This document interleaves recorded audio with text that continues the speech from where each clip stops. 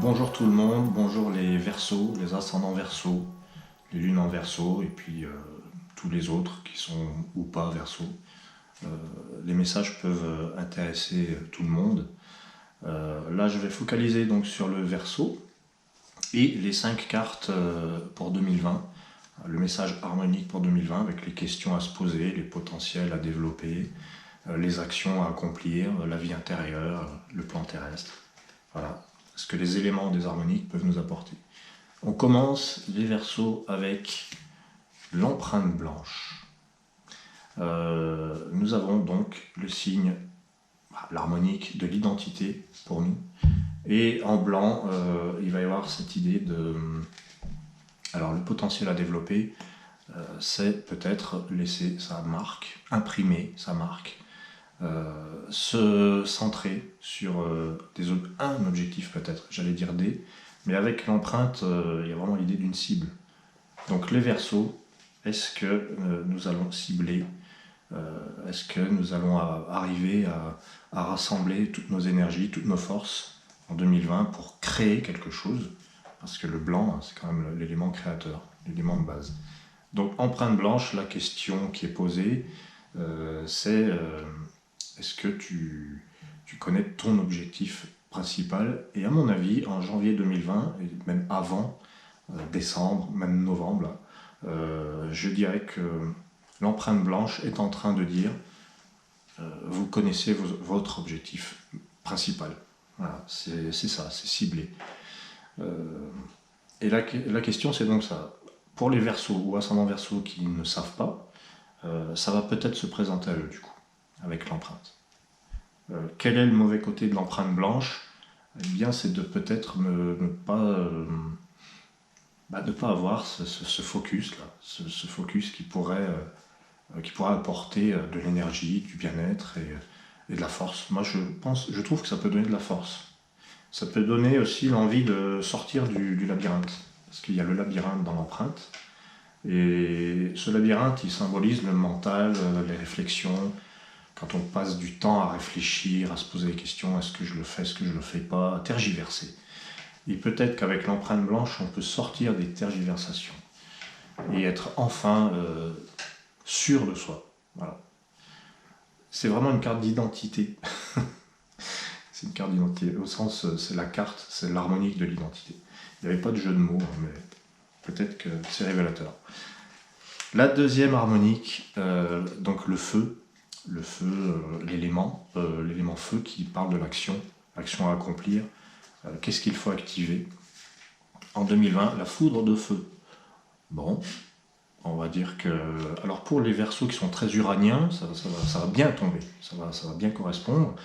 La foudre de feu, la foudre est à sa place dans le feu, évidemment. C'est très Verseau, c'est très je brise quelque chose pour m'en sortir, pour me libérer. Je m'affirme, j'affirme ma différence, j'affirme mon originalité. Ça peut paraître redondant, mais peut-être qu'en 2020, cette affirmation de soi va prendre toute sa mesure et va obliger à casser, à couper un cordon qui maintenait depuis trop longtemps dans les tergiversations de l'empreinte blanche, la carte d'identité. Voilà. Donc c'est assez drôle d'avoir dit la carte d'identité parce que on n'a peut-être pas l'identité qu'on croit. Avec l'empreinte blanche, il y a peut-être une identité à créer. Bon, après, je ne vais pas revenir sur l'empreinte, mais voilà. Donc la foudre de feu, affirmez-vous avec force. Il y a aussi l'idée d'apprendre à dire non. Voilà, moi, il n'y a pas très longtemps, il y a juste quelques jours à peine, j'ai une série de torticolis qui n'a pas arrêté de m'embêter. Et dans la symbolique, quand on a un torticolis, on ne peut plus faire ça. On ne peut plus dire non. Quelle est la situation à laquelle il faut dire non? Et bien, la foudre de feu, c'est un petit peu ça aussi. Apprendre à s'affirmer, à dire ben non, mais ça peut nous faire peur de dire non. Mais il faut aller au-delà de cette peur. Voilà. Ça, c'est la foudre de feu. C'est pas forcément brutal et violent. Hein. Ça va prendre cette forme-là si le corps vient s'en mêler et vient apporter des inflammations. Mais si on y réfléchit bien, c'est juste un message pour dire affirmez-vous, affirmez votre différence. Maintenant, ce n'est plus pareil. Et ça demande de traverser le feu. Vous avez aussi le masque de vent. Alors le vent, c'est la pensée, l'intellect, les objectifs, l'orientation, les voyages. Là, on a le masque. Donc un masque de vent demande de l'adaptabilité. Euh, le Verseau, c'est plutôt un signe dans l'archétype qui est très communicant, qui est qui va vers les autres, qui pense beaucoup aux autres, qui pense collectif. Et avec le masque de vent, eh bien, cette capacité va peut-être se démultiplier. Euh, on va demander au Verseau d'être plus que jamais le Verseau communicant, si c'est déjà le cas. Et avec le masque, eh bien, il faudra incarner de différentes façons, être disponible et s'adapter à cette nouvelle vie qui est amenée par la foudre de feu. Le mauvais côté du masque de vent, c'est quand on n'arrive pas à honorer ses contrats, quand on n'arrive pas à incarner quelque chose de précis. Hein, c'est des traits du visage qui sont troublés parce qu'il y a trop de choses en même temps. Il y a trop d'indécision, et encore l'empreinte blanche qui serait là pour dire on va tergiverser, on va hésiter, on sait pas, une fois oui, une fois non. Là, le masque de vent, il dit non, tu peux t'adapter, mais c'est une force d'adaptation, c'est un peu le caméléon, le masque de vent. Voilà. Et ça plaît au Verseau, puisqu'il a besoin d'être un petit peu tout le monde à la fois. Il a besoin d'avoir plusieurs facettes. Et le masque de vent, c'est ça, c'est j'ai plusieurs facettes. Les masques de vent célèbres, il y a des grands poètes comme Baudelaire, je crois Shakespeare aussi. Enfin, il y a beaucoup d'écrivains comme ça, très romantiques, qui racontent beaucoup d'histoires d'amour souvent, dans lesquelles les personnages vont avoir des histoires un peu rocambolesques. Et le masque de vent, c'est un petit peu ça, c'est arrive à s'adapter aux autres pour avoir de bonnes relations en fait. La quatrième carte pour le Verseau, dans l'élément jade, c'est la mémoire. La mémoire de jade. Le jade, c'est le plan terrestre. Ça peut être le plan professionnel, ça peut être la santé. Donc la mémoire, quand elle occupe ce domaine-là, sur le plan professionnel, il y a peut-être quelque chose qui commence à être abouti avec la mémoire. On tire un trait un petit peu sur le passé, puis on a accumulé, on a engrangé suffisamment de choses, on va pouvoir passer à une autre étape pour les Verseaux. Donc peut-être quelque chose se termine, c'est une fin de cycle, hein, c'est le principe 9.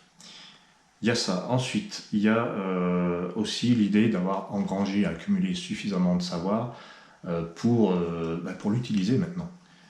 Si on garde tout ça dans des archives, dans des tiroirs, dans des clés USB, par exemple, ça risque c'est là, hein, puis s'entasser, puis ça ne sert pas à grand chose, c'est juste lourd. Donc là, la mémoire de Jade nous dit, délestez-vous un peu de tout ça, faites-le vivre, faites-le circuler. D'ailleurs, c'est valable aussi pour l'argent, par exemple, quand on nous dit l'argent c'est une énergie, mais c'est fait pour circuler, c'est des investissements, c'est... là, on en perd d'un côté, mais on gagne tellement d'un autre que c'était la bonne chose à faire, cet investissement. Donc il y a aussi l'idée de tri avec la mémoire. Donc dans le jade, faire un tri au quotidien sur le temps qu'on passe sur certaines choses, l'argent qu'on donne dans certaines autres choses, il y a tout un tri qui se fait et qui est très sain finalement. Voilà. Donc le mauvais côté de la mémoire de jade, c'est de conserver un état qui nous rend immobile et puis qui pèse au bout d'un moment. Et le bon côté, c'est d'investir en temps, d'investir en argent, mais de se dire, tiens, on va baisser d'un côté et on va remonter de l'autre. Donc c'est à nous, Verseau, de savoir qu'est-ce qui est mieux pour nous. Est-ce qu'il faut plus de temps, plus d'argent, plus de matériel ou moins de matériel? Voilà, c'est tout un tri, c'est toute une organisation en fait. Et pour la dernière carte, pour les Verseaux, c'est l'ambre, et nous avons notre vie intérieure avec le lotus. Le lotus, la purification. Alors, ça commence à être un peu symptomatique de cet horoscope 2020, qui est donc 2020 l'année du lotus ou de l'arbre, en tout cas l'année d'un principe 4, qui nous parle d'ancrage, d'abondance et de purification. Donc le lotus, qui apparaît, je crois, sur les 12 signes pratiquement, quand c'est pas l'arbre. Alors, lotus d'ambre, venons-en au fait. Le lotus d'ambre, c'est la pureté des sentiments. On n'a pas besoin de grand chose pour être heureux, finalement. On n'est plus dans le j'aimerais bien que, je voudrais avoir plus, je voudrais faire ci, je voudrais que ce soit différent. Non, là, on a dans le cœur ce qui vraiment correspond à ce qui nous rendrait heureux. Donc, lotus d'ambre, Vous avez en positif ce côté j'arrive à être heureux et épanoui intérieurement avec le minimum, donc je ne suis pas dans le manque, et ça c'est hyper important. Et en mal vécu, ben voilà, c'est exactement l'inverse, on a l'impression qu'il nous manque quelque chose, qu'on est un vase creux et qu'il faut le remplir, il faut que la personne de l'extérieur vienne nous remplir. Si notre cœur n'est pas déjà plein, on ne va pas vibrer l'amour, on ne va pas attirer les bonnes personnes. On va attirer ceux qui sont en manque aussi. Voilà.